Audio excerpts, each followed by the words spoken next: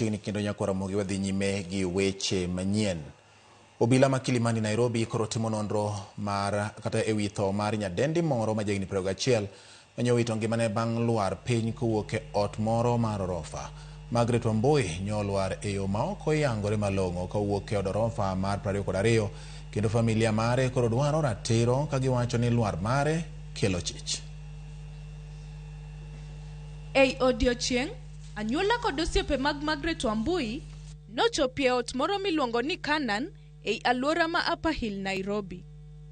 Ageta margi ka en yudo duoko mar nyargi ma jahiga 21 molalo ngimane e yo makelo chich ka ne en ewi odno.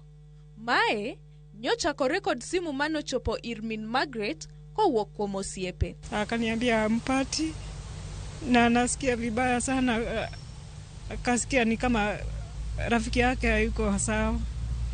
Na akaniambia amepiga simu yake akasikia inachukuliwa na mtu ati atafute watu hao wakuje kwa DCI Kilimani. Anyuola nyoyudo wach ni Wambui ma en jatiche magawa moro motenore kod odno nohidho gorofa mar 22 mar goyo picha. DCI mwenye nilipata hapa akaniambia huyo mtoto waliambiwa ati alijiagusha kutoka juu ya nyumba akajiagusha chini, either ni kuangusha, ni kujiagusha ama ni kuanguka, alijirusha.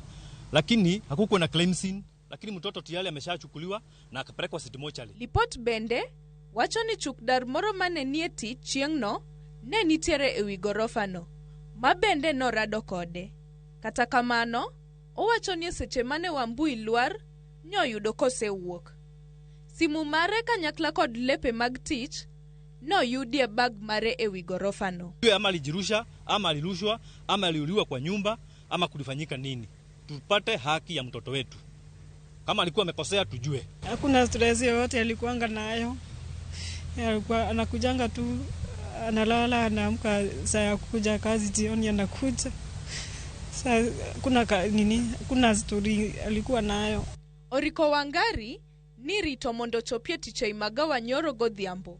To kata kamano, lipot wacho ni noko chopo. Obila ma Kilimani koro timo nonro ka bende girito picha magwang' dede e timo nonro makamano. Liliana Atieno, Ramogi TV.